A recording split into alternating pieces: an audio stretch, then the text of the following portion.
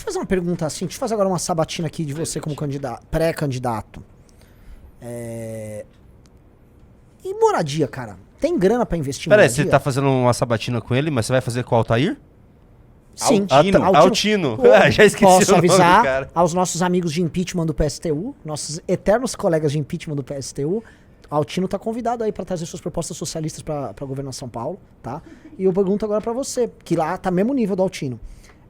E obviamente menor do que a Marina Silva do Novo.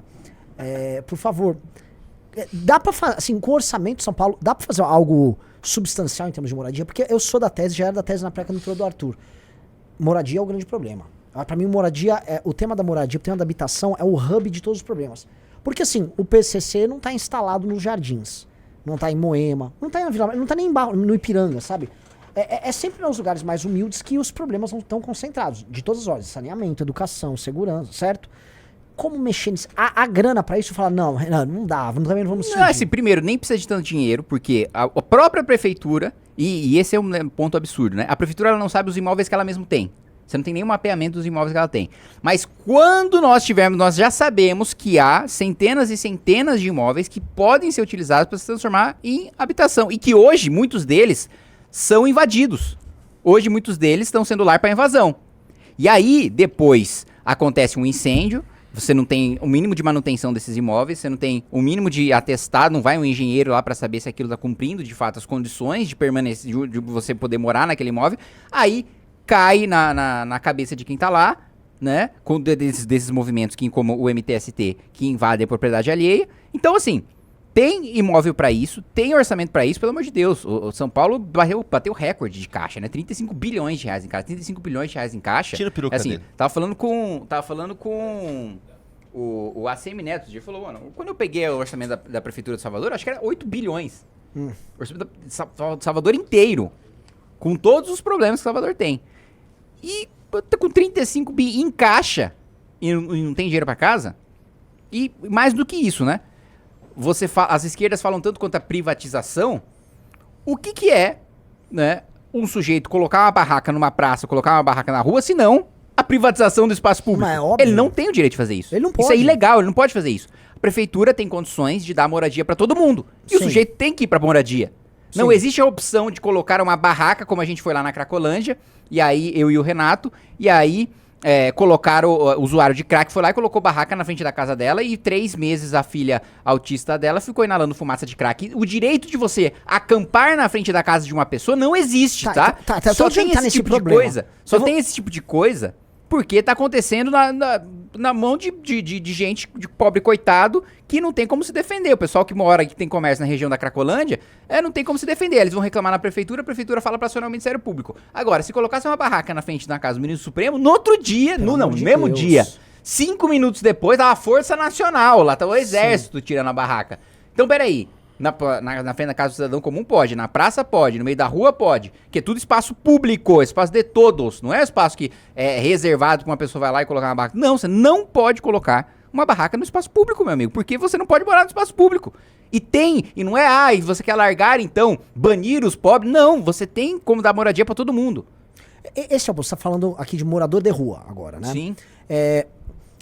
Esse assunto é complicado, que você vê que aquele padre com posições na sua vida pessoal um tanto quanto diferentes, ele tem uma lei com o nome dele, basicamente assim, praticamente permitindo a ocupação de espaços públicos, a meu ver, mas isso acaba se estendendo Isso aí, pro privado. tem até uma excelente piada do Matarazzo sobre isso, né, que o projeto, né, Júlio Lancelotti, é aquele projeto que proíbe a tal da arquitetura hostil, né, que é a arquitetura feita para que o sujeito não more debaixo do viaduto, não more num ponto de ônibus, né, e aí o Matarazzo falou que na época dele, né, acusaram ele de fazer no ponto de ônibus o banco anti-mendigo.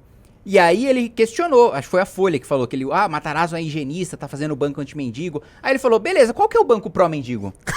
Me explica aí, como é que eu faço um banco propício pro mendigo morar? Se o meu banco é um anti-mendigo, mas amigo, não foi banco, não foi feito pra ninguém morar, não foi feito pra ninguém dormir. Não é? Você tem que dar uma moradia digna pras pessoas. E não achar que o direito das pessoas colocarem barraca no meio da rua. É óbvio, mas assim, os caras querem levar a gente pra uma entropia, uma perda de forma total. Por que eu tô falando isso? Porque estão fazendo isso nos Estados Unidos. Cidades que nunca tiveram esse problema passaram a ter. Pô, estados nos estados mais ricos dos Estados Unidos passaram a ter. Não, sabe o lugar onde mais cresce o número de moradores de rua? Austrália. Austrália, eles adotaram a mesma merda, deve ter sido. Porque assim, meu ponto é, se essas leis são tão ruins, que até em lugares ricos, elas destroem. Logo, a gente que não é rico, a gente tem que afastar essas leis, mas afastar muito. Porque a gente, assim, se já não tivesse essa lei, a gente já teria o problema.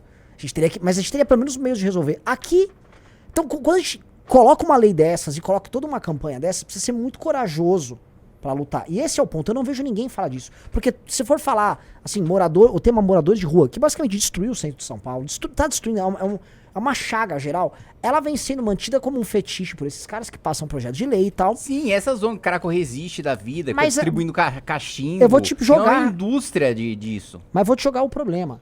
Geral tem medo de tratar disso.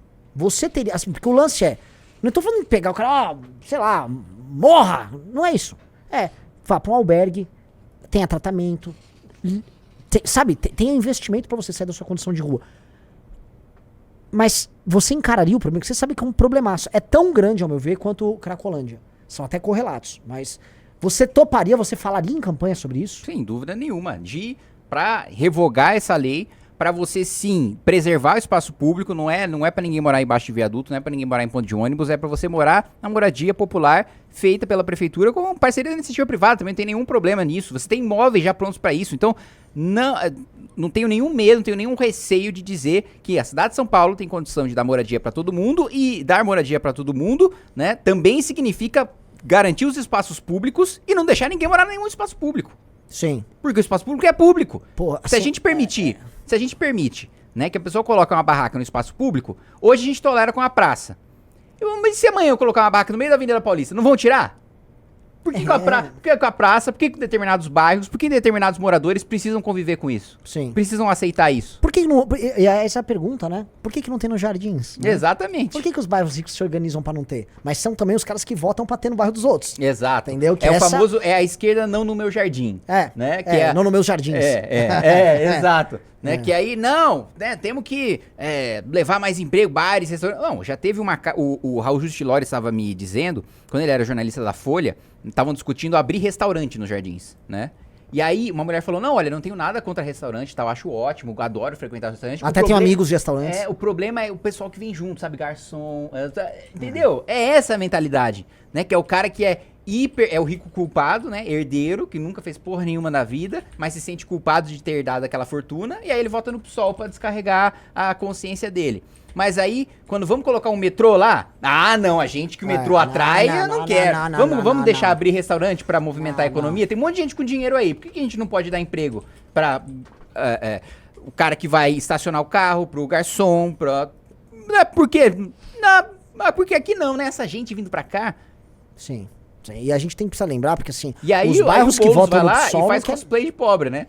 Pra tentar conseguir... Não, mora no Campo Limpo, meu amigo, sua família é de Pinheiros, você foi criado em Pinheiros, você escolheu se mudar. A maior parte das pessoas que estão em bairros pobres ou bairros periféricos não escolheu estar nesses bairros, eles gostariam de estar em bairros mais ricos. Você nasceu num bairro mais rico, e pra fazer cosplay, assim como a hipocrisia do Celtinha, que eu já desmascarei, né? Há um tempão atrás, antes dele ser deputado, né? Eu tava no programa do Rafinha Bastos, ele chegou numa Defender blindada com 4 seguranças, sabe? Ele não é essa história, porque não teria problema nenhum. Tem sim, tem os ricos excêntricos, né? Que, não, eu quero ter um Celtinha aqui, foda-se. Não tem nenhum problema nisso. O Barsi é assim. Não tem nenhum problema. O cara vai curtir, mas ele não curte, sabe? É falso. O problema é que é falso. O problema é que é mentiroso. Não tem nenhum problema um bilionário lá. Sei lá, o Elon Musk gosta de andar de Celtinha. Foda-se. O cara faz o que quiser da vida dele. O problema é usar isso para enganar as pessoas. Para passar né? Eu preciso ter uma origem, uma história, ou um modo de vida pobre para que as pessoas... Aí no final ele não consegue. No final, proporcionalmente, quem mais vota no Boulos? Elite. Uhum. E aí ele vai pra onde conseguir voto de pobre? Pros jardins, na casa da Marta. Sim. Exato. Vai pra uma socialite. E assim, esse tipo de pensamento hipócrita faz com que ele continue tendo os votos de onde ele veio. É muito louco ele votar dessa região de Pinheiros, essa zona oeste de São Paulo, rica, com sentimento de culpa. E esses caras falam assim, o Boulos mora de mentira em Campo Limpo, e eu também voto de maneira socialista de mentira no Boulos, porque no fundo é a nossa fingição. O Boulos, ele permite que todos eles se sintam muito bem. Só que quem vota nele é essa galera. E agora ele tá buscando esse eleitor de periferia com o Lula. que é um cara que realmente tem voto de periferia. Exatamente. E com a Marta, porque a Marta inaugurou um É monte de muito céu na louco isso, periferia.